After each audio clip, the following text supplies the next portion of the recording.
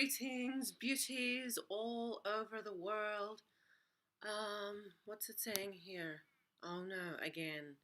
Error. Is YouTube is not receiving enough video. Oh gosh, here we go again. Your connection seems to be patchy, honey, so is mine. I'm hoping this is coming back. Open widget. What does that mean? Stream status poor. It just told me it was excellent. Oh gosh. Okay, I've got a green light now.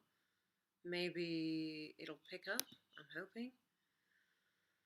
Oh, I'm so sorry, people. Are we good? We're all good. Okay. Okay. Fantastic. Greetings, my beautiful people all over the world, planet Earth, fellow human beings, having a human experience. Yes, here we are. And I hope everybody's doing well. I hope everybody's enjoying the transition into, I guess, in the north, you are moving into spring. Here we are moving into autumn, into the fall. I cannot tell you how thrilled I am to be moving out of summer and into winter, because summer for me, as most of you may be knowing, as I've wrote in my blog, it has been a brutal summer for me. Not that it's been overly hot. We have had some scorcher days, but we have had absolutely no rain whatsoever. And apparently the rain's coming today. I'm looking outside. I can see some storm clouds, but I will believe it when I see it and feel it in the ground. So it's been tough. It's been challenging because obviously a lot of you know I have these baby date palms that need constant nurturing and watering, and obviously I'm not going to get into it, but if you've read my blog, you'll know how much I have overcompensated for hoping my date palms would thrive, but they've barely survived, and it's been so much trial and error. And you know what, people, this is what it's all about.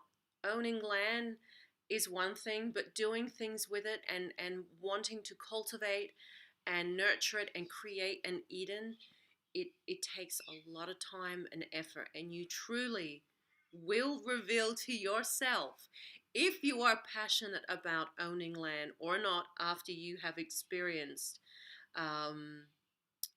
this type of thing or something similar. I am so thrilled to hear people that have reached out to me that have left the city and have moved and bought land, and I feel so good about that, because people are also feeling it. They're feeling the shift, and they're feeling the call back to Mother Earth, back to nature, and you know what? Sorry to interrupt again, but it's saying that my connection is still poor. Are we okay here?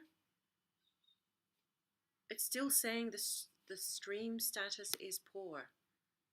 Warning. Oh God. I love the intro, but it was choppy. Oh. Oh no. Okay. I'm gonna keep going. I don't know how else to make this better, except I'm doing this on Wi-Fi. Maybe next time I'll have to do this with the Ethernet cord.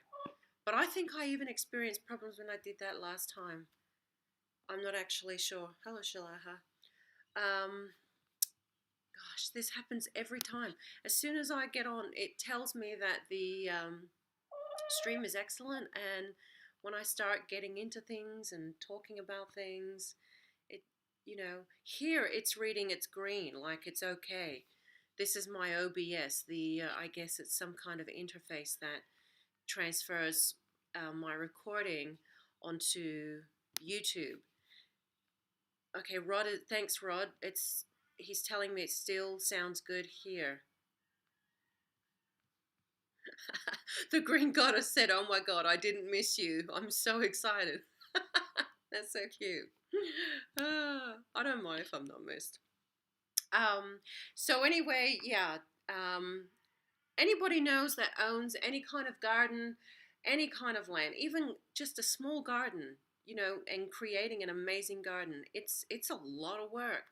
And um, I have a full time job, an over full time job and a half, I would say, because it doesn't stop every single day. There are days where I have had to drag myself out to water my date palms because it's been so constant. And there are days where it's just been hot, no wind, there are mosquitoes and flies everywhere. And so I am having, well, not now, but I was having some days to drag my ass out in that paddock and water, because the last thing I wanted to do was to be out in the heat, even when the sun was setting, with mosquitoes and with flies. Flies, they're annoying. I can deal with flies, but the mosquitoes just make me go slowly insane. God.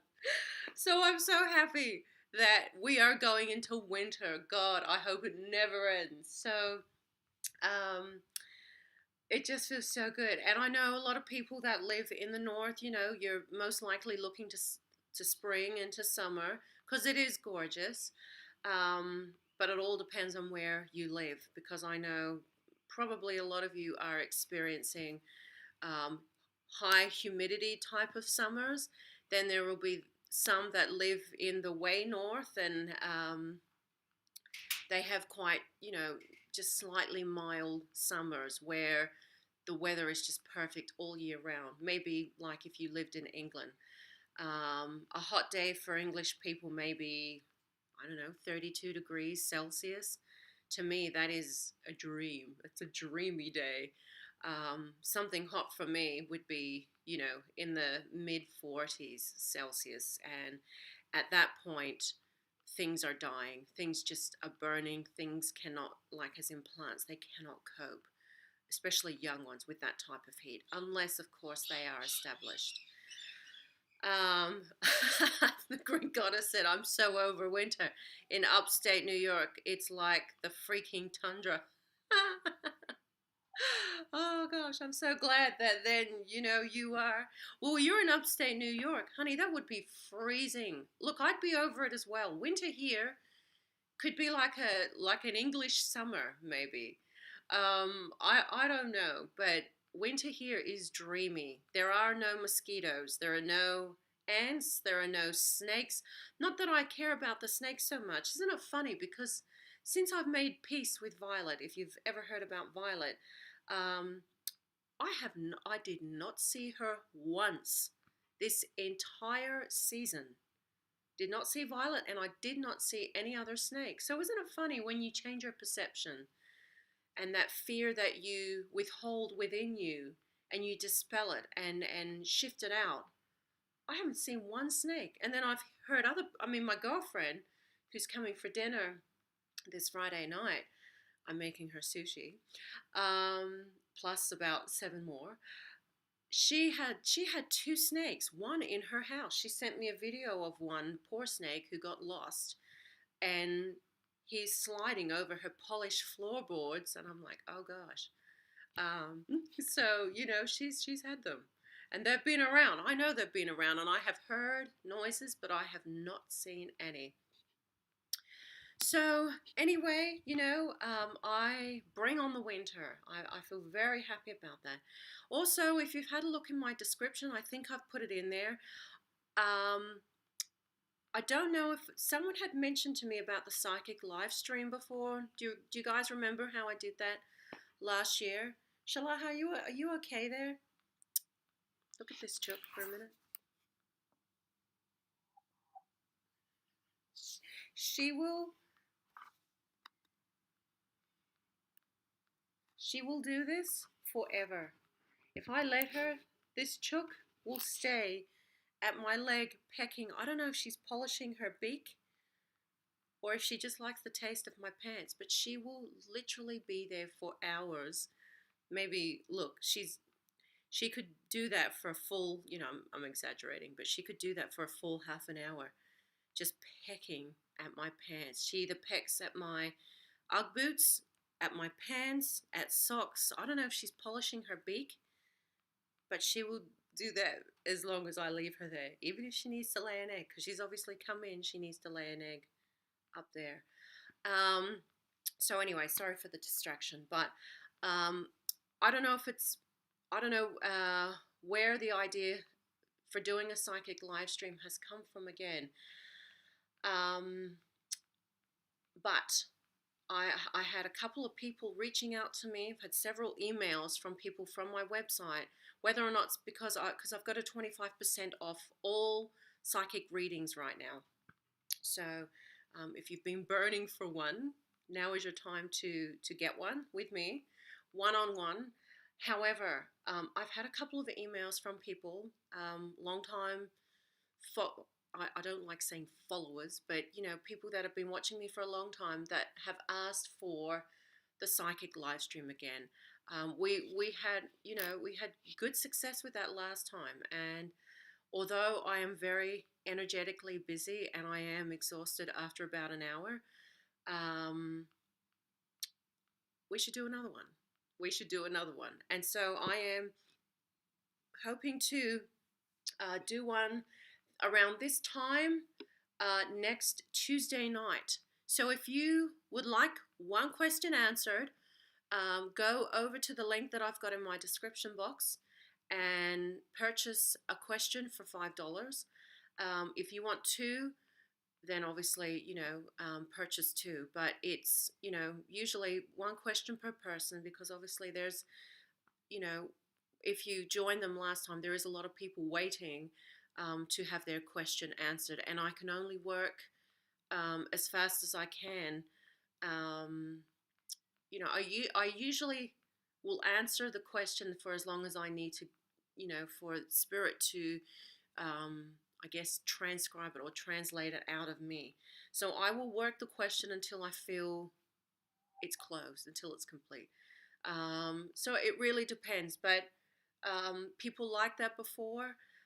I don't want to do them all the time because, like I said, it is energetically, it's a lot of work for me. And anytime that I do a reading, like when I finish a reading, I will go and eat something heavy because I feel like I need to ground again. I don't know if other psychics feel the same, but I know after I do a reading, I need to go and eat, have something heavy every time. So, so if you want, should we do it again? Do people want to do this live psychic reading thing again? So it's easier for me for people to purchase through my website first, because once you purchase, that will be the order in which I conduct the questions and the reading. So I will read in the order in which it's been purchased, and I think that's fair. So I know that in the past, some people that had paid, I ran out of time, and I'd have to reschedule for a next time. So if you want to do it, hey, we could do it again. But I'm not going to be doing a regular thing because I find it does take a lot of energy. If any of you have had a psychic reading with me before, you'll know that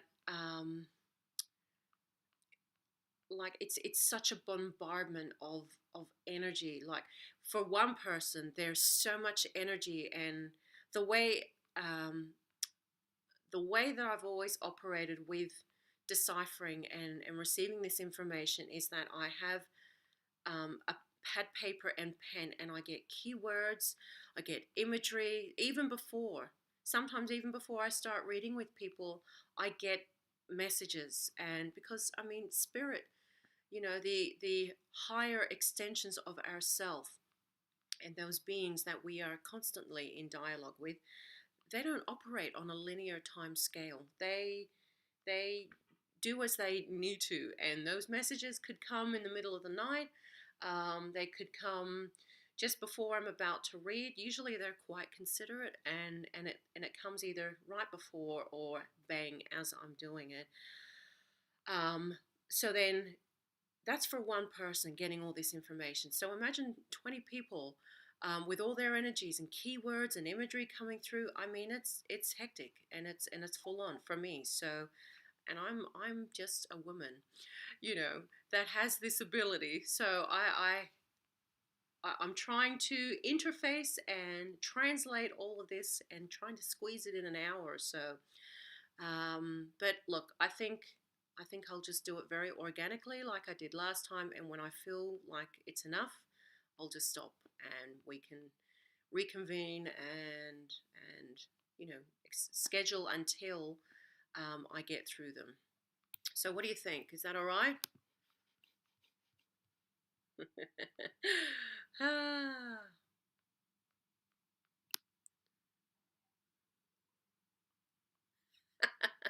Oh, I'm just reading.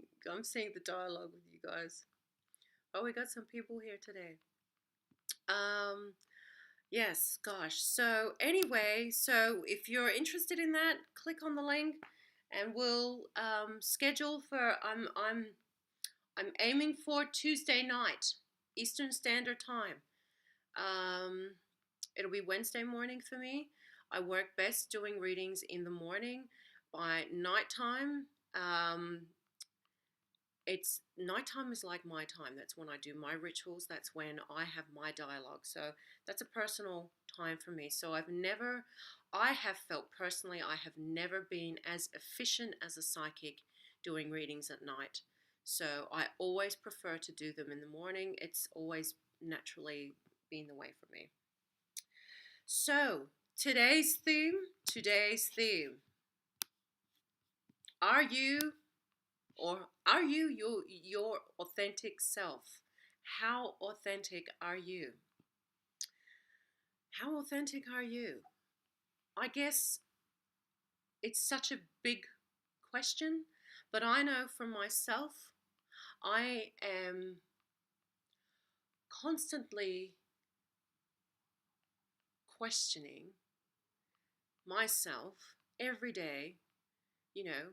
Well, I mean, I've not constantly, but um, always evaluating where I'm at with myself. And if I feel off track with my own authenticity, I veer straight back on the straight and narrow again. And I think most people do that. I think people, well, I don't think, but I know that people will never do something that doesn't feel good. And people, whether they are conscious of it or not, will always try to move towards something or someone that feels most natural to them. And to me, right now, my authentic self is living on the land, and I know when that urgency to um, withhold land or become a custodian to land, because even though I may own the land on paper, it's not mine. Mother Earth can take that back from me within an instant. But I know that when that bold urgency for acquiring land came into being for me, the more that I wasn't on the land, the more I did not feel like my authentic self. And that's why I think a lot of people that live in the city, they're feeling the pull to go into the land, and the longer that they force themselves to stay in the city, they don't feel that they are living their authentic life's path. They don't feel the authenticity. And the way you can gauge that is if you, and it's so simple, and yet we make it so complicated. It's so inherently simple. If we do not feel good doing something, why would we subject ourselves to continually do something that we do not like, that we do not enjoy, that does not give us pleasure? Why would we subject ourselves to constantly do something we do not like? but so many people do it, and a lot of people feel obligated due to monetary reasons, due to feeling like, um, I don't know, family obligations, family responsibility. Um, I don't know what it is, but many people live miserably because they feel they have to do something in order to please somebody else, or to provide. But we know from our history, and we know now there are plenty of people on the planet that would typically, live poorly, where in actual fact they don't live poorly. They live more richer. Even though they may be financially poor, they live richer than, you know, the majority of people working a 9 to 5 job. They may not be monetarily rich, however, their heart, their lifestyle, their life in general is a rich one. And I can also attest to that. I feel like my life is extremely rich and extremely abundant.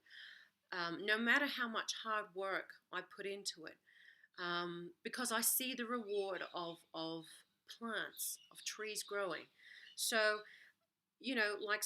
so what I'm saying is that you could have $1 million in the bank and be so goddamn miserable because you don't feel like you are living your authentic self. And you know what? Because of the distractions, because of so much saturation in the world right now, a lot of people don't know what their authentic self is. A lot of people don't know. And that's awful. You know, plenty of people that I've done readings for in the past, they really have a hard time trying to work out what it is that they enjoy or where they want to go in their life. Whereas if you look at a child, they are not going to eat, they are not going to do things that they do not want to do. And, a child may play a game or play with a toy for 5 minutes and then be sick of it and move on to something else. They're not going to do something that they don't enjoy, or they're not going to eat something that they don't enjoy. And so children, who are our greatest teachers, you can see how instinctual they live.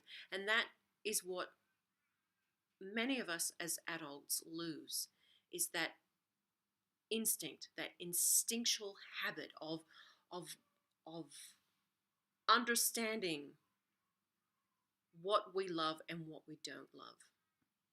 So, and I would put that down to the convoluted world in which we live, because there's such a saturation and there is such distraction. And so people, the distraction is there on purpose. The distraction is to stop people from thinking and to stop people from having ideas. And so when it's done for them, when they have a TV or a screen in front of them, it stops them because they get engaged in what is in front of them. And it's easy. It's easy. So it's easy to engage and get lost within what is in front of you. And I know that has an absolute detrimental effect. I mean, not only energetically, there is so much subliminal programming in the distraction, but also more scary is that the brain, it starts to lose the bumps and the ridges. It's like a muscle. If you don't work the muscle, what's going to happen? It gets soft. It's not strong anymore. And there is scientific evidence, medical evidence, medical proof, whatever you want to call it, proof showing a brain that is active and a brain that has gone a bit stagnant. The brain, the curvature, all the roughness, it's gone smooth. It's frightening. That's awful. So, those days of reading a book, of brain stimulation, of turning off the TV, and I'm not saying you have to do it all the time, but I mean, I don't own a TV. I do like to watch things every now and then, documentaries on my laptop.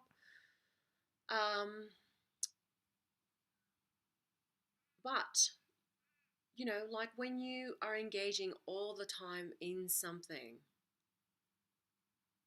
as in a screen, it can be very detrimental.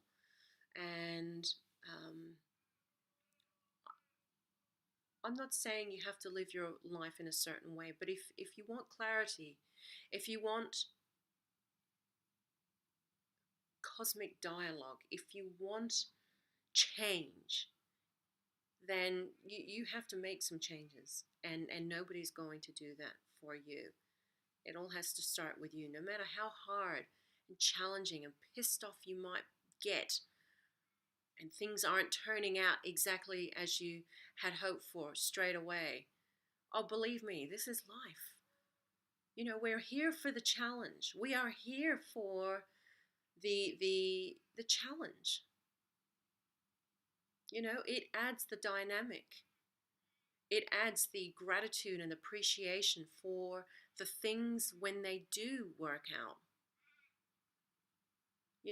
So that we come here for the dynamic, for the challenge, for the adventure. It's a huge adventure.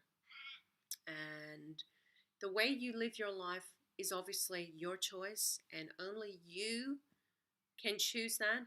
But you can't be blaming other people.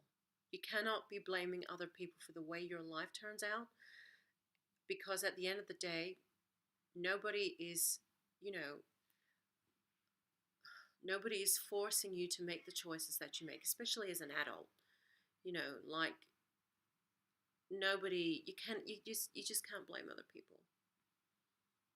And even if you're scared, and even if you don't know if something will work out, if it feels right, let that be the barometer. Let that be the gauge. Let that be the needle of your compass, your authentic compass, to help guide you in the right direction towards your authentic self.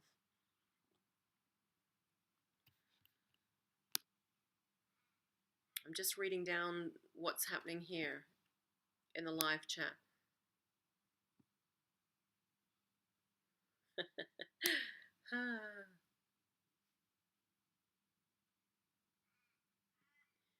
Honey, you don't have to tone it down at all, Green Goddess. Hi, Margaret. Ross said I was binging your streams earlier. Had my first successful conscious manifestation the other day, thanks in part to your advice. People are really trying to convince us that there's no magic. I'm shook. Honey, our life is magical, and a linear perception, a conventional way of living, is forced down us from an early age. We are surrounded by magic, and we are magicians. We are alchemists, whether we know it or not, whether we are conscious of it or not. We are absolute alchemists. Let me tell you something really quite strange that happened this morning. So I'm lying in bed. It's like 6 o'clock. I woke up before the sun this morning because the wind here at nighttime has been howling, and this little schoolhouse is shook, is definitely being shaken. I woke up, and when you just, it's like you just leave the cusp of that deep sleep. When I woke up, I could have sworn the lamp that you're seeing here, that one there, was switched on. And as soon as I fully opened my eyes, knowing that the lamp was on, it turned off. I shit you not. And I sat up in bed and I just thought, was that damn light on? You know how things like that happen when you wake up maybe in the middle of the night, you think you see something, but then you think, no, here comes Venus. Welcome, Venus. Oh, yes, I knew you'd be a part of this live stream. So anyway, I was so not convinced. I was convinced that light was turned on. I went over and touched the bulb to see if it was warm. It was not warm, but I could have sworn that light was turned on. Anyway, magic and strangeness, high strangeness, is all around us. It's all around us, and we live in a magical existence, but we are taught from such an early age that there is no such thing as magic, and magic is purely hocus pocus. I am living, breathing proof that magic is real, and there are so many. There's so many other dimensions and so many other layers to this existence, and even those people that laugh at me or laugh at the notion of, oh, magic, whatever, you've been watching too much, I don't know, like Disney cartoons or something. Those people, they don't even recognize the magic when it happens in their life. I've had so many experiences where I know without a shadow of doubt that it exists. It exists. This is our true nature. Not this linear timeline that has been in play forever. And I understand there needs to be a catalogue and documentation of life events, life histories. I understand there needs to be this illusional timeline, but it is not real. Time does not exist. Time doesn't exist. It is our creation. And this is why when we have visits from star beings that have come from, 1,000 years in our future, or they've visited, if we're talking about a timeline, they may not even measure time the way that we do, but, beings that have come from different points of existence. And it's so unfathomable for us to think that how the hell could they be 1,000 years from our future? How can they go back in time? Because time doesn't exist the way that we think it does. I've always tried to use the analogy of a tapestry of these, of these fibers that are crisscrossed and interwoven, and it's like a mesh, like a mishmash of all these layers and dimensions, and they are existing within us and around us. And as soon as you change your energetic perception, you are somewhere else. You are somewhere else. And that's why a lot of ancient sages, shamans, witch doctors, high priestesses, priests, even people that just simply meditate, give themselves this type of permission slip to access other realms and dimensions. And so they have the access. They have the access into these other realms. The dream time is accessing. It's ourselves accessing these other realms and dimensions.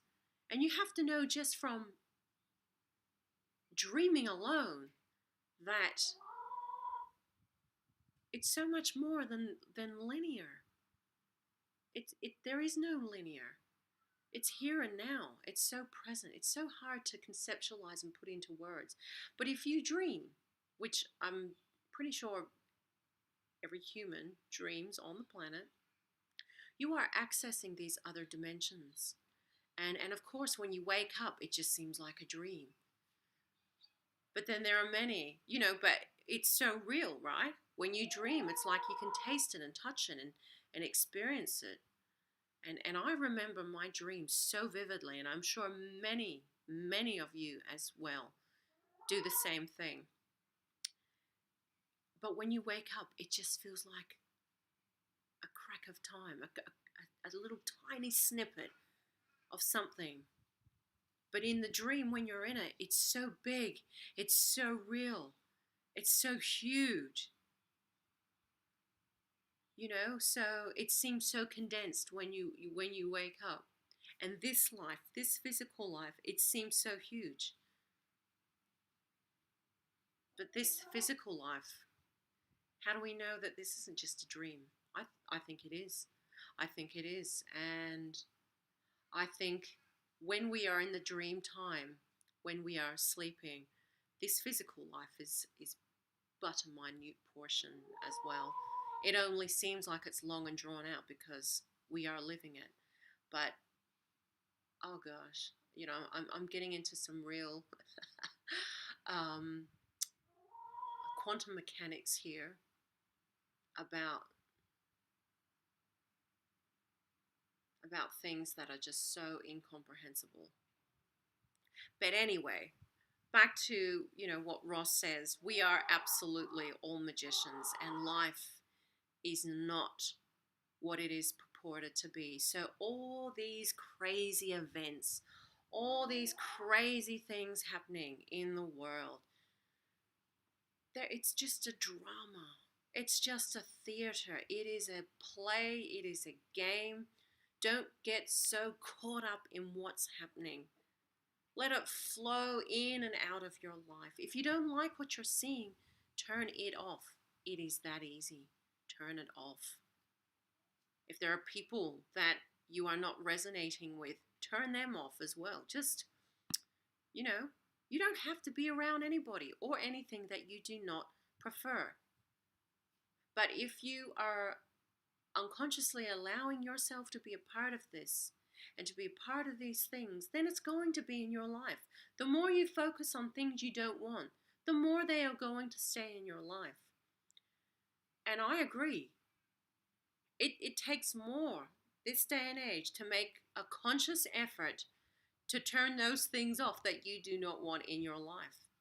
And I know there have been many of you that have had to make some drastic changes, not only in life and career, friendships, relationships, with many things. I know this too from my own personal experience. I have had to make some drastic changes in my life with people that I have known for years and just cut them out of my life.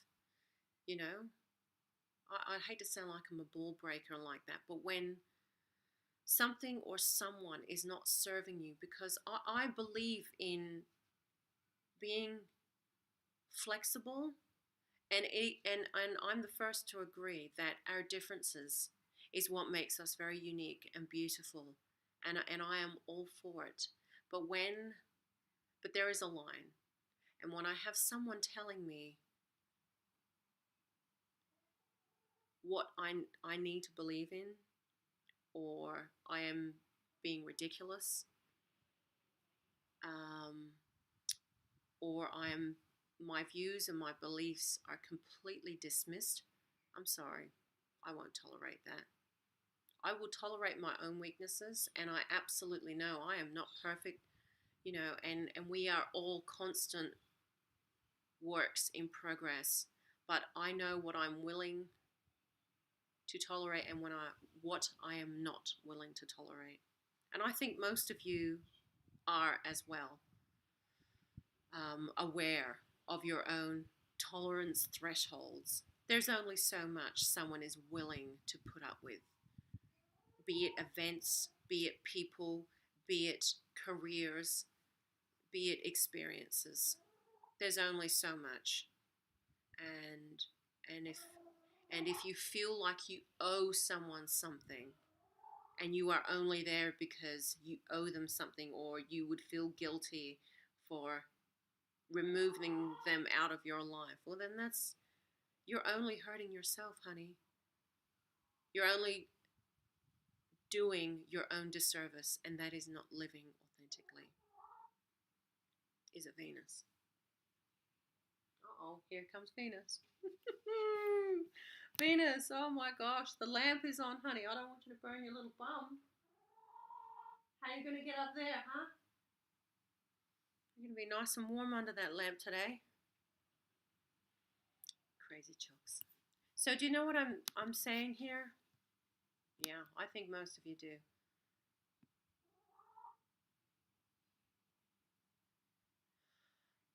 Altar says, I am thrilled to know you will be doing a live psychic reading next week. I wanted to know if I will send the question directly with the payment or during the live event. You can actually send the question. Might be nice to send the question with your payment, like when you're doing it, because that way you can, if it's personal and you don't want to publicly display it, I can then just answer, with that. I can answer publicly, but I don't have to go into detail about, what it is that you're asking. It's up to you, But, you allow your intuition to guide you with that one. It's fine either way. Vanessa says, need a plan that I can afford as well, as I don't drive. Need out of the city. It's no longer what I want. I find it too stressful and loud and need privacy. Not sure what I can do to get out. And that's what I mean. This is exactly what I was saying before. Oh, gosh. Venus. Hold on one second.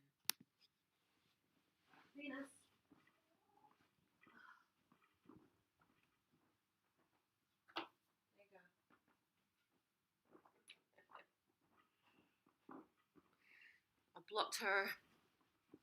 I blocked her way up.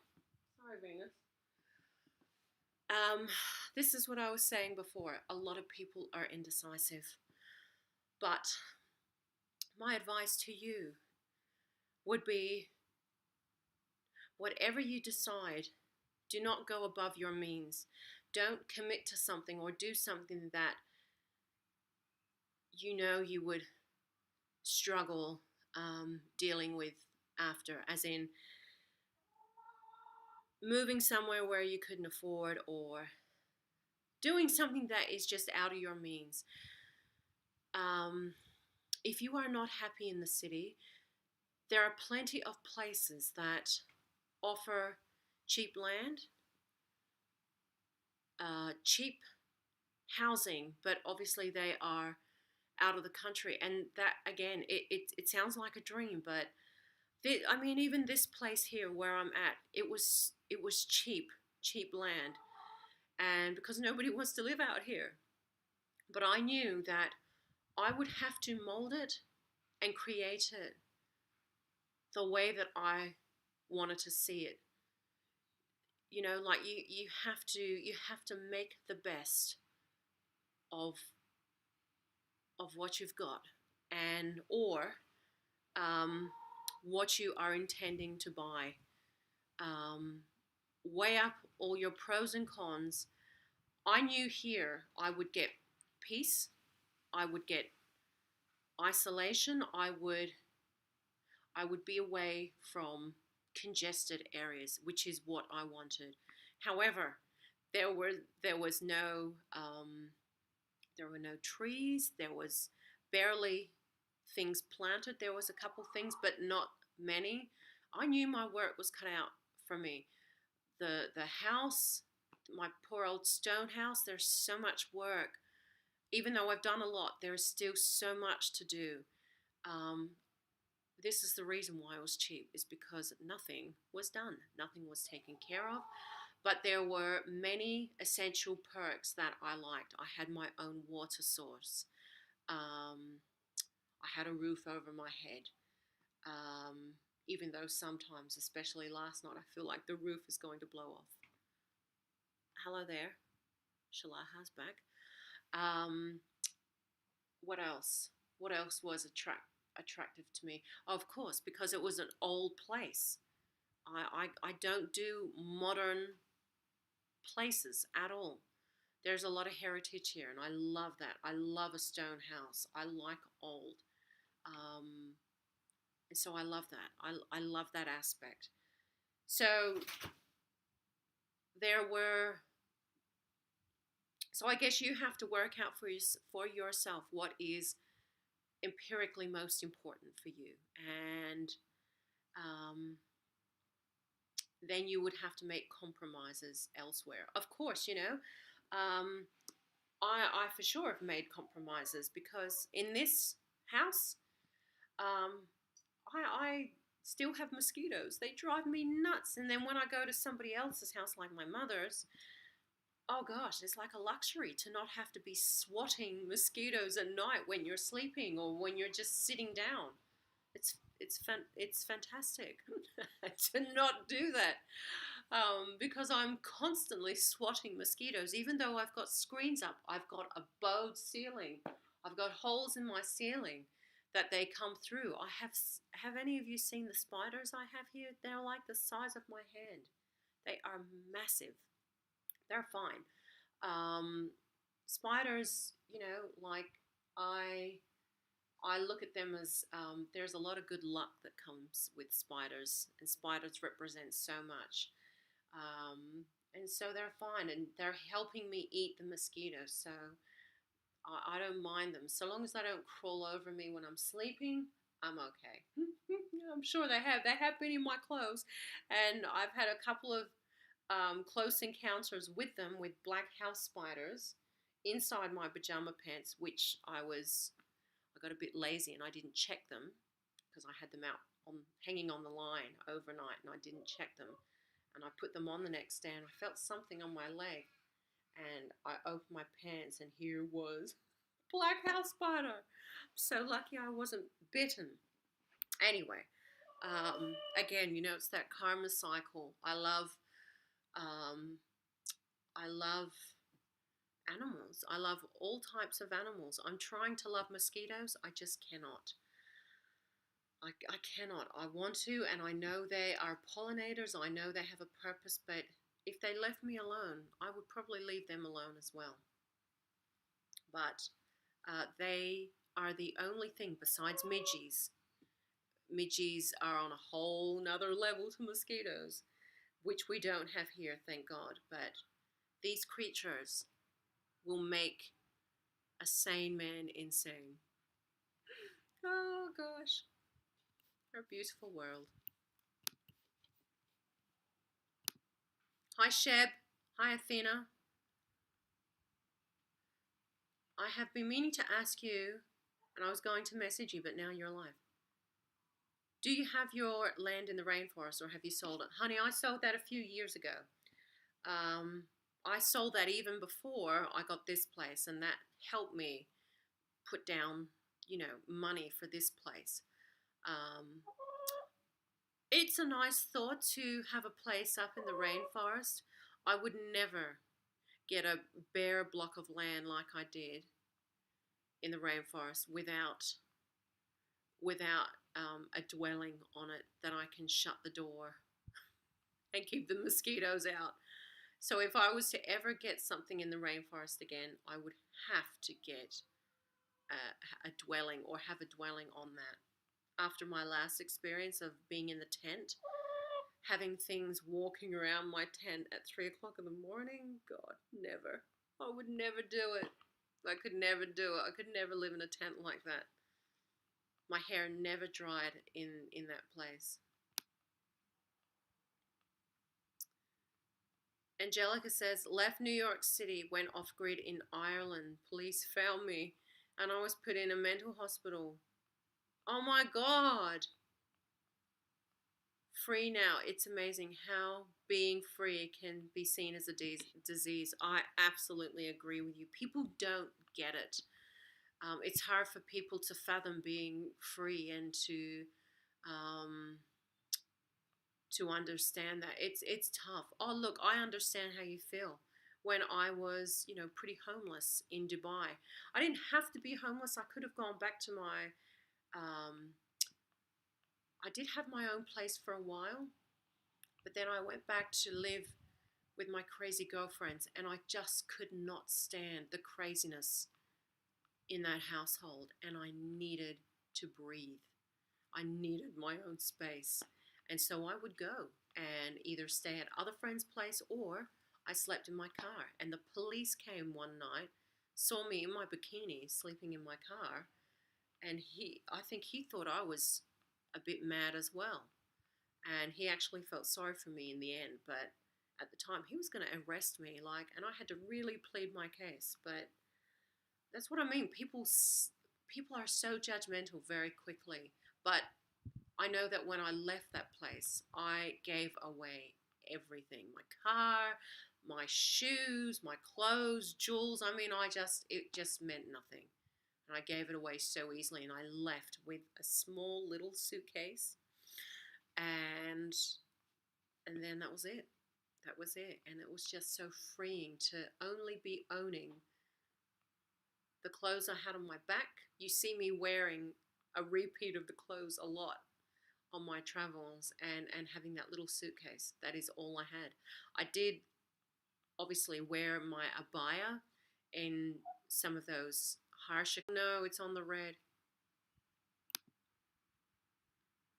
Are we here? No data. Oh no. Good. Okay, sorry. Are we here? Are we still live? Oh, the OBS interface that I was using, it went offline.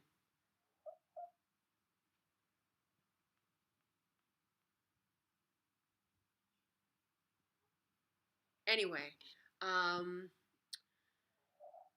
it's the best feeling to unload, and actually, I thought about it yesterday. Um, I know that even being back in this country for, well, since 2013 now, we're in 2021. Holy shit. I have clothes. I've looked at my chest of clothes, and I just think I have clothes I want to give away. Um, and I wish there are places where I could send a box of my clothes, to places that really need clothes. And I mean, they have a place where you can put your clothes that you don't want at the church in a nearby town. So you do have that, but then, I really love the thought of donating clothes over to places in Africa. Anybody that sees these documentaries, they're so confronting and disturbing when you just see people just do not have any type of sufficient clothing. It's heartbreaking, and all these things that we take so easily for granted. It's like a luxury to them. I would love to send a box. But this is the thing. There's so much red tape with sending things and donating money, because there's always these third party, fourth party, fifth party affiliates and people that are involved with this. That, how do you know your clothing or gifts or money goes to these people? How do you know? You don't know unless you know some. Oh God, come on. Why? Oh, this internet is driving me nuts today, but it drives me nuts every time. God. I think next time I'm going to have to do an Ethernet live stream. But the Ethernet makes me a little nervous because the little USB connection of the Ethernet, it's tricky. Oh God. Why can't just for an hour like this internet work?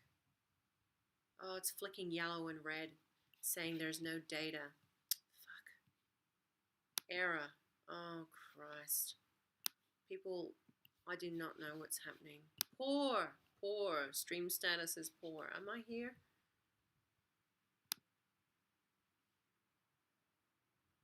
Rod says, do have a fortunate space by the river here in mid-Missouri, able to watch the eagles raising their young. Oh my gosh.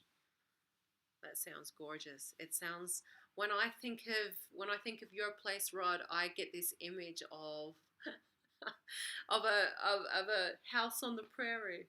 Oh gosh, it just sounds idyllic. It sounds lovely. I'm back. Okay, so I did disappear. Yes.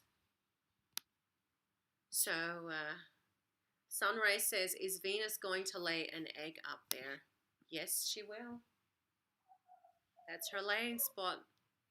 And this one down here, Shalaha, I know she needs to lay an egg because that's why she's inside. She will be next in line. If she can't wait, if she is busting to lay an egg, she will hijack Venus's spot, push her out the way, or sometimes they'll sit up there together. Sometimes, on occasion, I have seen three of them up there at once. Now, the problem is when I went away, they were so used to laying in the workshop. They've got a little spot in the workshop, but they were so disorientated when they come back that their laying position or their laying schedule had gone out of whack. And ever since then, they will not lay in the workshop. So now they've all decided to lay under this damn lamp in here. God. And if I do try to veer them back into the workshop, they get very stressed.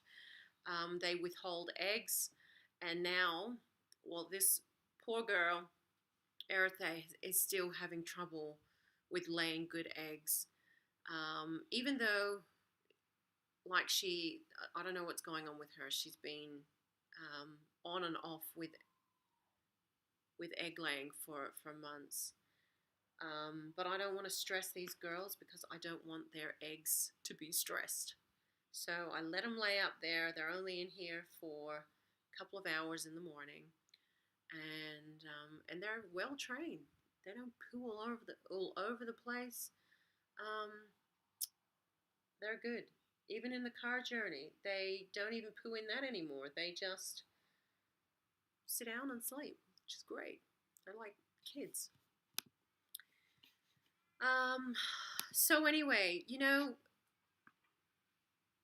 when you go against the status quo, when you go out on a limb and do your own thing, people think you're weird because you're not following what everybody else is doing. Because the human mentality, it's always trending. And now if you go, this is how it is now. I don't know how, like, obviously in cities, I don't know what the status is with all this virus stuff is because I'm not up to speed with it and I choose not to be. However, if you were to go into a place without wearing a mask, a face mask, because now that is the norm, people would look at you like you are a dickhead. People would look at you like you are very stupid, that you are a dumb human being because you are not wearing a mask. Can you believe that is now how people are thinking, and that now the new normal is wearing a face mask? So many things of our world have changed and will continue to change.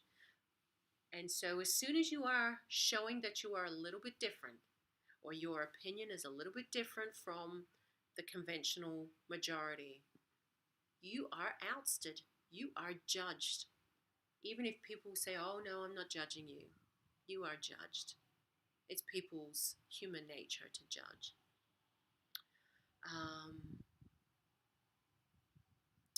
And I know with my friend, even though she made it clear to me she was not judging me, she continued to push her views on to me and talk about this event playing out over and over and over and over again. And I listened and I listened and I tolerated. And then I just got to a point where I'm just like, I have to cut this person out of my life. And I didn't even express my opinion at that time. But as soon as I did, and I didn't even really go into detail, but as soon as I did, it was met with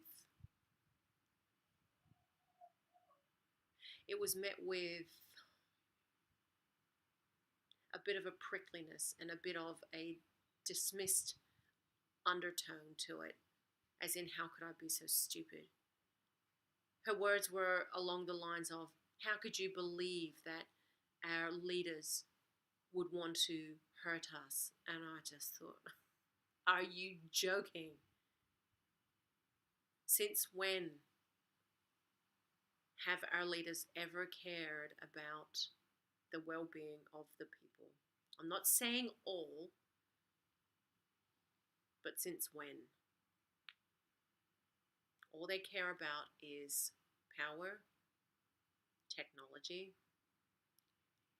and progression in their own individual, private pursuits. I don't want to get into that, because it just opens up a whole nother stream. Anyway, I responded to her saying, how could you believe that they would have your best interests at heart? How could you be so stupid? How could you be so obtuse to believe that they would want to protect you? All they care or want to protect is their own vested interests. And so knowledge is power, and knowledge is a very dangerous thing. And many wonderful, altruistic people, scientists, biologists, inventors, and engineers, a lot of fantastic people in the world have either been bribed, have been threatened, have been killed because they know too much, or they've touched on something that somebody else does not want them to touch on. So thinking too much, as I'm coming full circle here, thinking too much is a threat. Thinking too much is a dangerous thing in this day and age. And we have to look at how this theme has been played out throughout our ages, throughout the epochs of time. Look at religion. You know, if you thought a different way of that time, perhaps if you, let's just say I was a pagan in the time of Christianity or Catholicism, and if I thought differently than that, I mean, I would for sure be hung on a stake. Hung on a stake. I'd be put on a stake, hung in the gallows. I would be ostracized from civilian life because I choose to think a different way. So this theme has been reoccurring throughout our days and our times. And I know that there's been an off-limit stance from our galactic brothers and sisters. They are not permitted to intervene yet. It all depends if certain events come to pass. But there is no permission to intervene because we have to work it out for ourselves. And when we have so many dickheads in power and so many idiots in power making choices for the majority, how could we ever progress? So I choose to stay away. I choose to stay away and control my immediate environment. And that is living in harmony with Mother Earth. That to me is the most authentic life. That to me is the most authentic relationship that there is. Being with animals, you cannot get more authentic than animals. Even this one down here. She is cold. Little chook down here.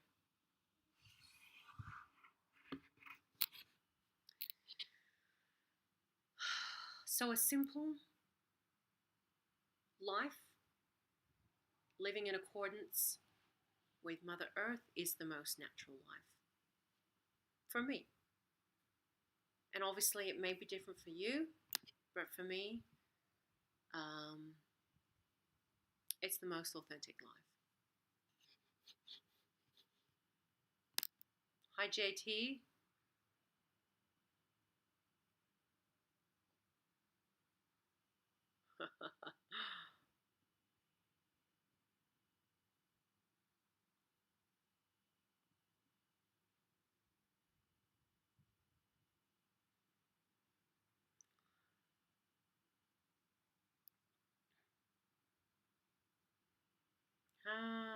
Sunray says a lot of us here are rebelling against the masks.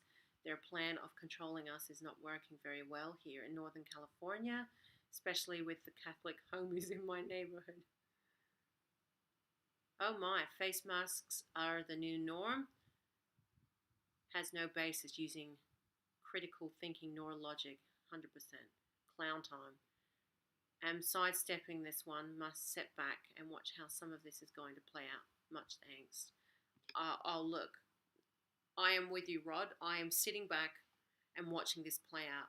I had always said that there was going to be vaccines, or I wouldn't even call them vaccines. I'd call them compromised chemicals. I don't know. I always knew that that was going to be within 6 months. And here it is. And everyone, or many people, are getting jabbed, thinking they are going to be protected. Protected from what? Protected from what? Yourself?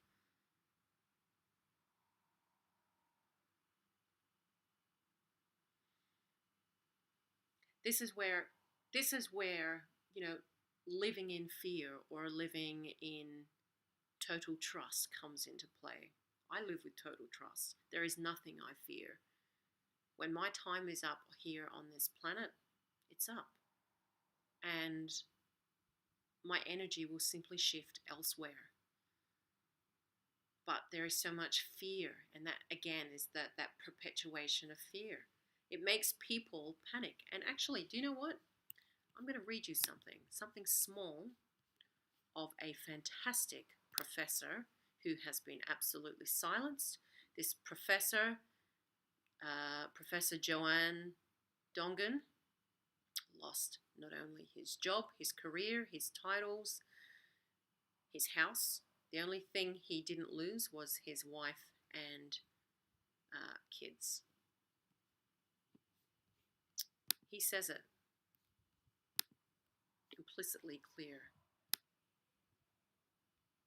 I'm just trying to find it.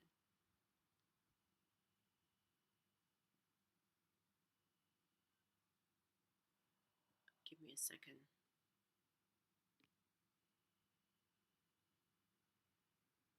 Oh, I don't, this, I'm going to go into things. I don't want to go into things too much, but obviously this is going to, I do not want this video to get taken down. See, this is what I mean.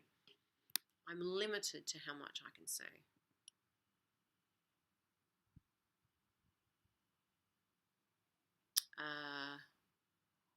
I just need to find the quote.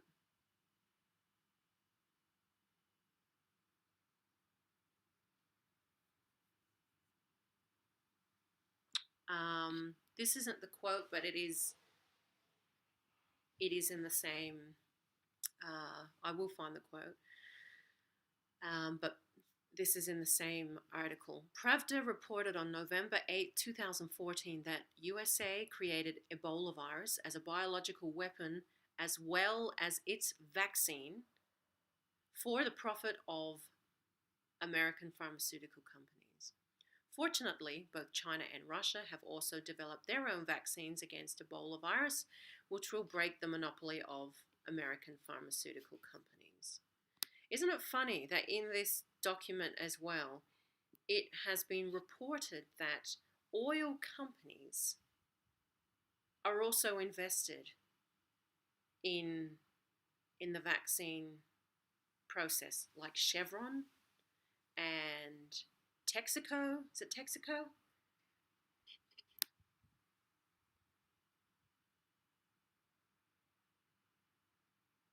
I just need to find this.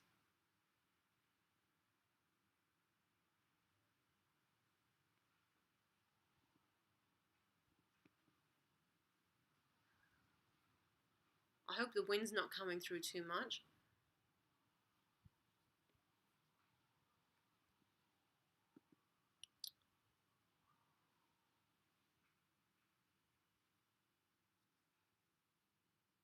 Oh, look, it's when you read this article, it's shocking. It's shockingly truthful, but it's just shocking. Oops. Okay, here. Professor Joanne cited Kenyan ecologist, the 2004 Nobel Peace Prize winner, Wangari Maathai, who on October the 9th, 2004, restated her claim that AIDS virus was a deliberately created biological agent. Some say that AIDS came from monkeys. I doubt that because we have been living with monkeys since the time immemorial. Others say it was a curse from God, but I say it cannot be that. Black people are dying more than any other people on this planet. She spoke at a press conference in Nairobi the day after winning the Nobel Prize for her work in human rights and her work with deforestation in Africa.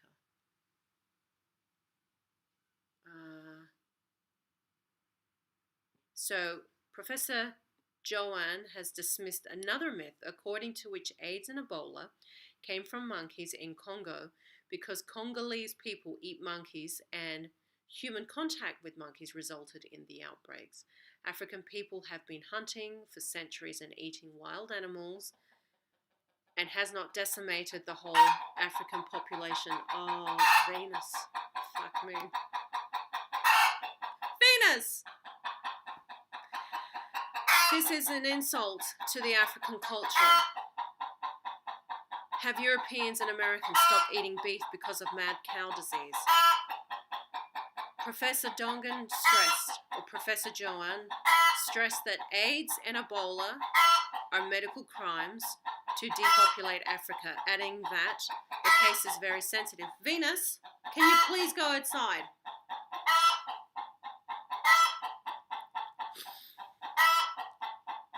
The case is very sensitive, especially due to those involved.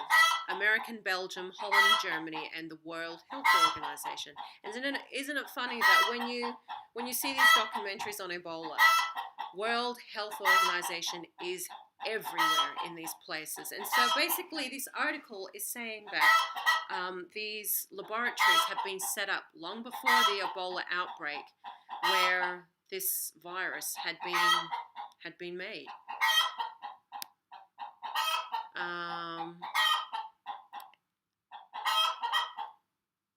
So what had actually happened was 3 times a year, blood was taken from about 45,000 children, including babies, to investigate a relationship which existed between a common endemic disease and the virus that causes mononucleosis. But that wasn't the reason. They were actually looking for antibodies against microorganisms. The reason those children and babies were given contaminated polio vaccines. So these children, these babies and mothers were under the impression that they were getting a polio vaccine when in fact they were getting injected with the AIDS virus. AIDS and Ebola are, okay, I've said that. Okay. Professor Joanne said in Africa there were varieties of wide experiments of dubious scientists vaccinating children with contaminated vaccines. For example, the World Health Organization cannot deny that they are not aware from 1954 to 1957 that Dr. Hilary Kaprowski injected over 1 million Africans with the viruses of AIDS and Ebola, deceiving them it was a vaccine for polio. Wow. Between 1960 and 1973, tests were held on a major initiative of the World Health Organization at a medical field research site in the West Nile district. And so Professor Joanne, he had this book. He wrote about this, and this is a book I cannot find for the life of me.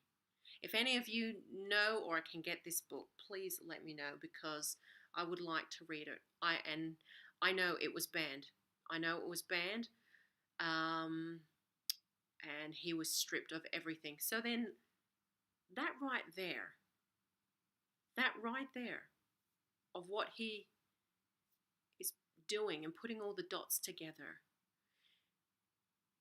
because he has thought a different way, because he has entertained different ideas, and he has evidence. And there is a lawyer actually that has empirical, absolute proof that this has happened. His name is Francis Boyle. And of course, he is noted as a conspiracy theorist just because he entertains a different idea. And he's got absolute proof. That's the thing. If you have a different idea or suggestion, you are automatically labeled as a conspiracy theorist just because you have another idea from what is the norm. There is nothing wrong with having and expressing other ideas. But because this is the world we live in, you are categorically named a conspiracy theorist. So I guess I'm a conspiracy theorist also. But isn't it interesting to note that these organizations are the ones that have absolutely saturated the world now with this other virus. I don't even want to say the word in case my video is flagged, but these are the ones that are pushing the vaccines, because there are plenty. This is replaying itself out now. They want you to have this fucking vaccine. They want you to pump yourself, your sovereignty, with this. And if you don't, you have, you could get the virus. Whether the virus exists or not, it does not matter anymore, because all they have been working towards is putting this vaccine in you, putting whatever it is, this contaminated stuff within you. And I shudder at the thought of what is in that. With the amount of advanced technology and engineering in the private sector, not in public civilian sector, I shudder to think what is in that. I know Elon Musk doesn't want to get a vaccine. There are a lot of people that don't want to get vaccines. But I shudder at that notion, and I know that it cannot be good. Just from reading what I've shared with you here, that it's a massive, massive article. And so, I just know it's off. It's off. So they knew, whoever they are, knew that they would have to create this huge drama, this huge panic and fear within people. I still haven't found the quote that I'm looking for, but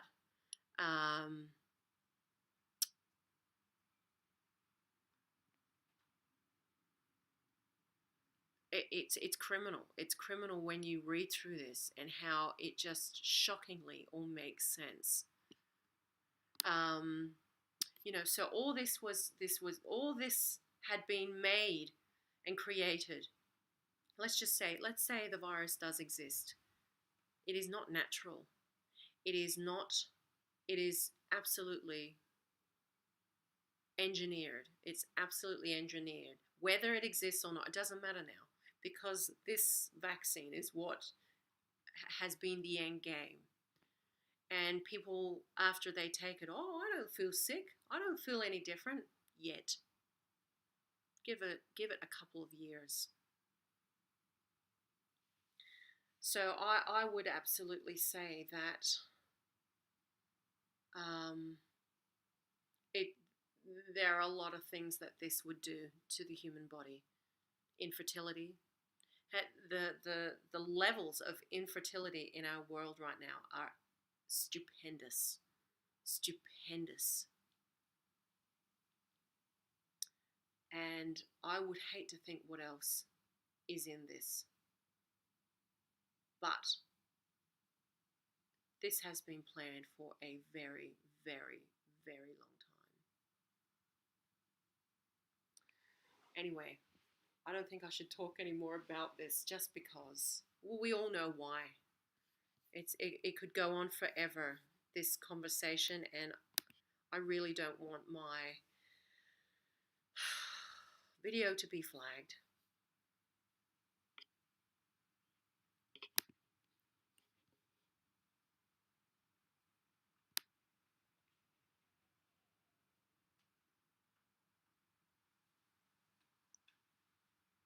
Yeah, that's right. Oh no, did I disappear again?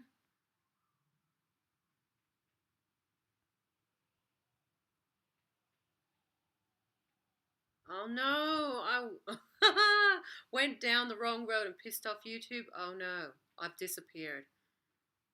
Oh no.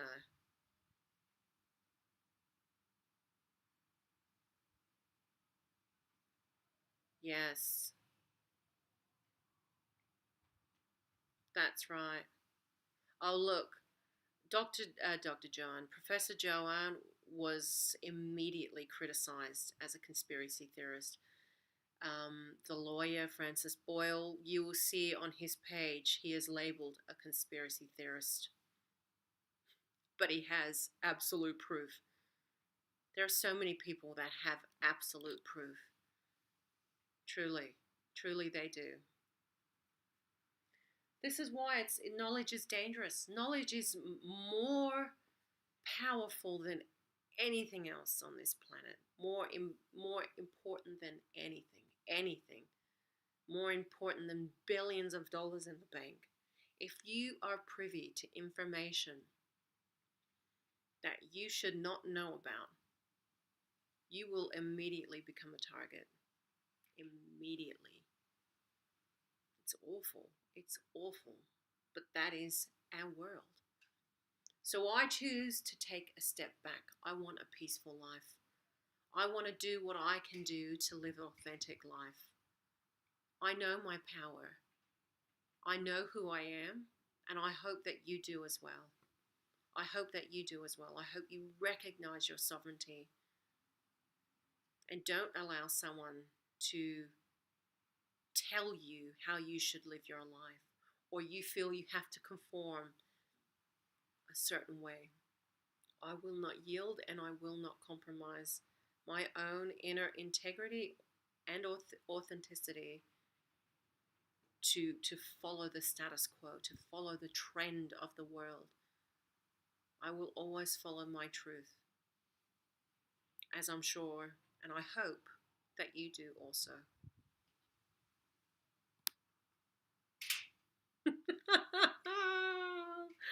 Oh, I'm reading this here. Venus is unbelievable. She's a naughty chook, Venus. She doesn't mean to be naughty, but she eats the tops of my corn. Dima got in trouble last night. And Erithe, because they were in my shade house, pulling out my zucchini. I was not happy.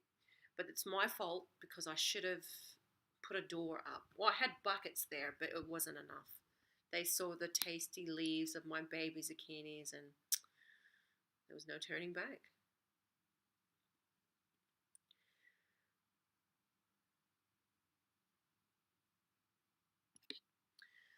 So, my beautiful friends and people of planet Earth, I will depart now from this live stream.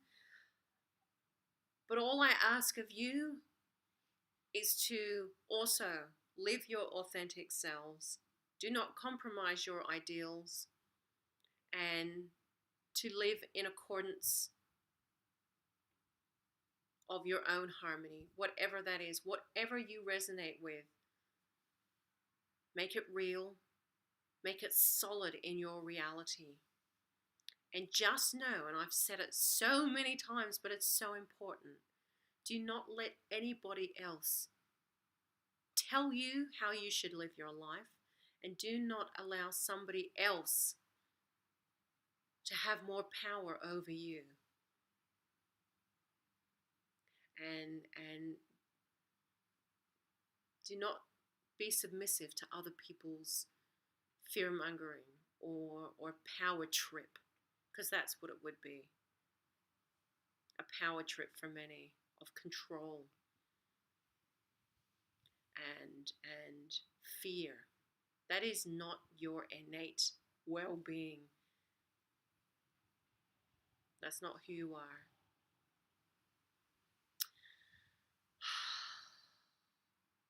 So living a very simple doesn't mean not exciting. Simple to me means just keeping your life simple, uncluttered, easy, flowing, peaceful, enjoyable, prosperous, abundant, loving, passionate. Keep it like that. I send you my love and my blessings, and may you always, always, always be blessed by the supreme truth and cosmos, and live in harmony with the ways of our planet Earth. Remember, we are only one planet. There are so many others outside of us watching us. We've got our Venusian brothers and sisters living in the high mountain plateaus of Venus. We have our ancestors living on Mars. The only planet that is not populated in our solar system, and they may not be physical like us, but the only planet that is not inhabited is Mercury. So just know you have plenty of people, of beings, of entities around watching this crazy planet Earth. You are not on your own here. So imagine how they would live. Imagine in your mind what is the ideal way of living. Don't lose yourself in what's happening here. It's only a tiny portion of what you are. I love you guys.